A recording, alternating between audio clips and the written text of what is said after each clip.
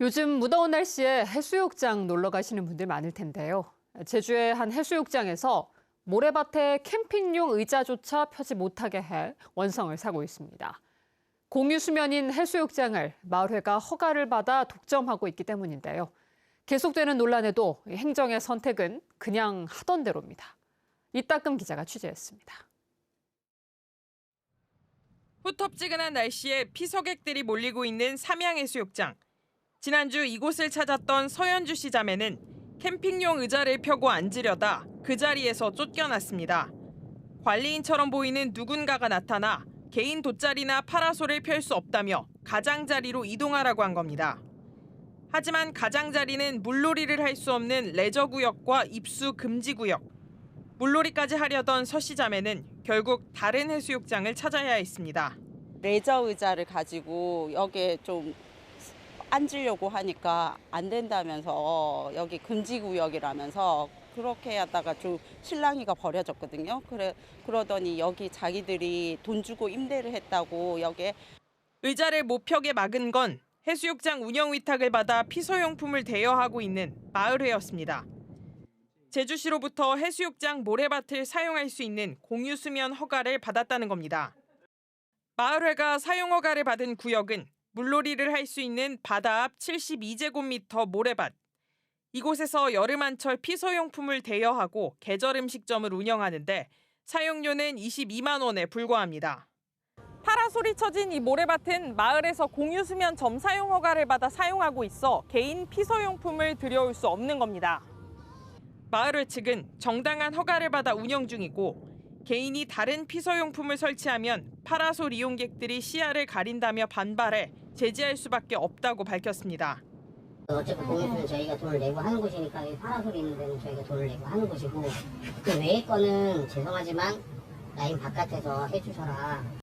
도내 해수욕장 12곳에는 마을회에서 허가를 받아 피서용품을 판매하고 계절 음식점을 운영하는 공유수면 구역이 있습니다.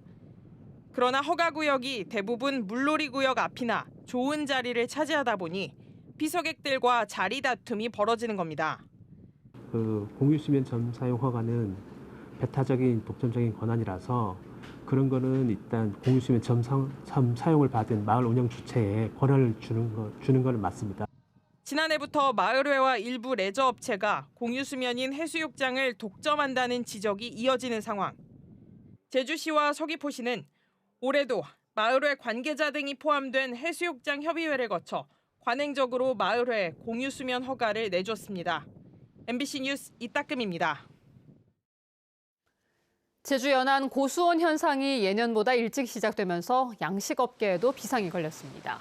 제주도에 따르면 오늘 오전 11시 기준 제주 연안의 평균 표층 수온은 26.3도로 지난해 같은 날 23.6도보다 2.7도 오르는 등 올해 고수온 현상이 예년보다 8일 일찍 관측됐습니다.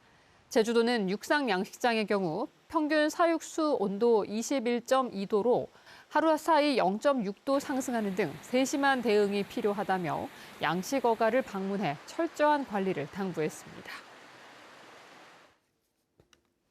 무더위가 이어지면서 택배 상자를 옮기던 작업자가 온열 질환으로 병원에 이송됐습니다. 오늘 오전 11시 50분쯤 제주시 한경면에서 택배 상하차 작업을 하던 50대 남성이 어지럼증 등을 호소해 신고를 받고 출동한 119 구급대에 의해 제주 시내 병원으로 이송됐습니다. 지난달 28일부터 제주에서 발생한 온열 질환자는 모두 18명입니다. 최근 폭염과 마른 장마로 가뭄 우려가 커지면서 제주도가 긴급 대응책 마련에 나섰습니다. 오영훈 제주도지사는 오늘 오전 서귀포시 표선면 성읍 저수지를 방문해 농업용수 공급 상황을 점검했습니다. 오 지사는 가뭄이 장기화될 것으로 예측된다며 농업용수의 원활한 공급을 위해 지속적으로 모니터링을 하고 실태 조사를 통해 전체 공급 체계를 점검하라고 지시했습니다. 제주도도 행정부지사를 주재로 재난안전대책본부 상황실에서 기상청과 농어촌공사, 상하수도본부 등이 참여한 점검회의를 열고 가뭄 대응 전담 조직 구성과 단계별 상수도 급수 대책 등을 마련했습니다. 세월호 참사를 계기로 2017년부터 전국 초등학교 학생들은 바다 생존 수영을 배우고 있습니다. 그동안 해경과 해군 순환 구조대 등 전문가들이 강사로 나섰는데요. 이번에는 바다의 산 증인인 해녀들이 직접 교육에 나서 눈길을 끌었습니다. 교육 현장을 박현주 기자가 다녀왔습니다. 현무암 바위 해변에 만든 둥그런 바다 수영장. 아이가 배영을 하며 뒤로 나아가자 잠수복을 입은 해녀가 손동작으로 발장구 치는 법을 가르쳐줍니다.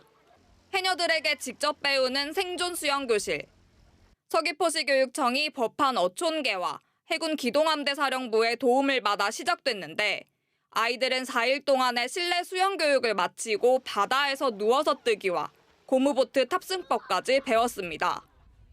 실내 수영장은 약간 실춤처럼 약간 햇빛도 안 나서 약간 실전에서 약간 좀 비교적일 것 같았는데 여기 바다에 나와서 하니까 진짜 그 상황이 되었을 때 잘 실천할 수 있었어요. 전문 자격을 갖춘 강사와 시설 부족으로 지난해 바다에서 생존 수영을 배운 서귀포 지역 학교는 45개 가운데 단 2곳. 이야기를 들은 법한 어촌계 해녀들이 교육 제안을 받아들여 올해는 1개 학교가 더 늘었습니다. 해녀들은 또 수심 1.5m까지 바닷물을 채운 해녀 체험장도 교육을 위해 내줬습니다. 교육 강사로 나선 해녀들은 3명인데 이들의 해녀 경력만 88년입니다. 네, 해녀 경력은 한 40년 되고요. 네, 작년에 인명 구조 자격을 따가지고 교육청에서 실시하는 초등학생 교육에 참여하게 돼가지고요. 대단한 자부심을 느낍니다. 교육청은 어촌계와 협력한 이번 교육을 시범 사례로 삼아 해녀들을 통한 바다 생존 수영 교육을 이어나갈 계획입니다. MBC 뉴스 박현주입니다. 해수욕장에서 해파리에 쏘이는 사고가 발생했습니다. 어제 오후 4시 반쯤 서귀포시 중문 색달 해수욕장에서 부산에서 온 30대 남성 관광객이 해파리에 쏘여 다리가 저리다며 119에 신고해 병원으로 옮겨졌습니다. 제주에서 해파리에 쏘이는 사고는 지난해 49건이 발생했고 올해는 4번째인데 피서철이 본격적으로 시작되면서 앞으로 더 늘어날 것으로 보입니다. 우리나라에서 좀 채 발견되지 않았던 대왕 쥐가오리가 마라도 해역에서 발견됐습니다. 오늘 새벽 마라도 서쪽 해상에서 고등어 조업을 하던 어선 그물에 길이 1.7m 정도의 대왕 쥐가오리가 숨진 채 발견됐습니다. 만타가오리로 불리는 이 어류는 보통 아열대 바다에서 서식하는데 우리나라에서 포획되거나 촬영된 경우는 이번이 3번째인 것으로 알려졌습니다. 이번에 붙잡힌 가오리는 제주대학교 해양과학대학에 기증됐습니다.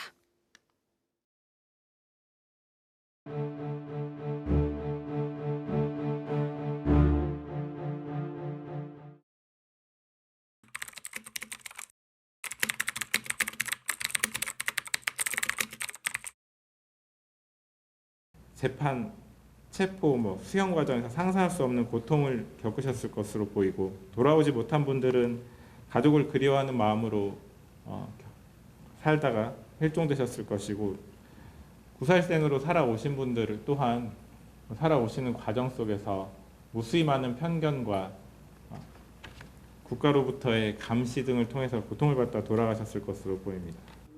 저희가 상상 못한 그 고문을 받으셨다고 그럽니다. 그 고문에 대한 고통에 대한 것도 자주 얘기하진 않았고 어쩌다가 술 한잔 마시면 그런 말씀을 하셨는데 너무나 고통스러운 생활을 했고 집행유예를 받긴 했습니다만은 징역 2년이 나왔기 때문에 공직에서 이제 해임됐고 그럼 해임됐으면 그 당시의 삶이 얼마나 어려웠으면 생활에 고난을 당하면서 만일에 그 죄를 안 짓고 살았으면 그 평화롭게, 평온하게 직장 생활을 잘했을 거고. 어머니에게 말을 들었습니다. 누나 아방은 제주도 말로 누나 아방은 아무 죄도 없이 끌려갔죠. 예. 그 옥살이 하면서 이제 두드러기를 맞은 겁니다. 예. 그래서 아파하면서도 50년 6.25 3.1이 일어났습니다. 6.25 3.1까지 참전을 했습니다. 그래도 살아 돌아왔습니다. 그래서 그때 4.3 때는 저희 집 다 불타버리고, 예, 이제 살 곳이 없습니다. 남의 집을 전전하면서 아버님의 그 죄명 같은 것을 보니까 물론 그게 그 당시에는 그렇게도 할 수 있고 뭐 그렇게 삼자면 오늘 그러나 여기에서 우리 검사님이 무죄 주장을 해주셨기 때문에 판사님도 좋은 결말을 봐주시면 제가 그 결말에 대해서 좋은 내용을 가지고 가서 이번 추석 때는 아버지 묘소에 가서 잘 올려서 아버지 명예를 회복하도록 하겠습니다. 지난 재판에서 한 유족분이 하신 오늘 법정에 아버님도 와 계실 것이다 라고 하신 말씀이 마음에 남습니다. 부디 오늘 이 판결의 선고가 희생자분들과 유족분들에게 작은 위로가 되는 출발점이 되기를 바랍니다. 주문, 피고인들은 강무죄, 피고인들에 대하여 무죄를 선고합니다.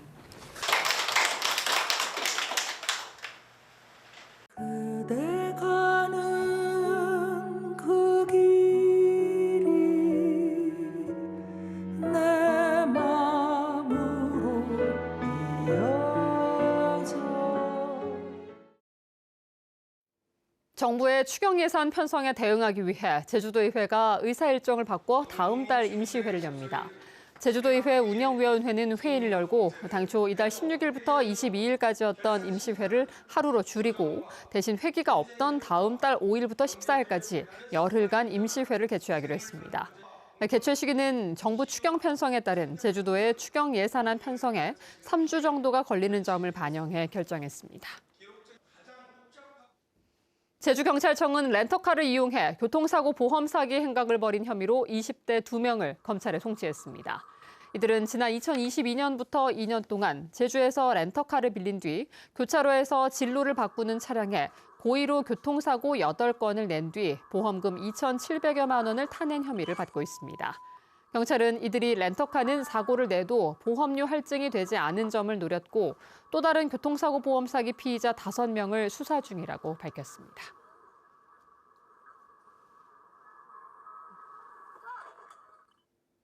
뉴스데스크 제주였습니다. 고맙습니다.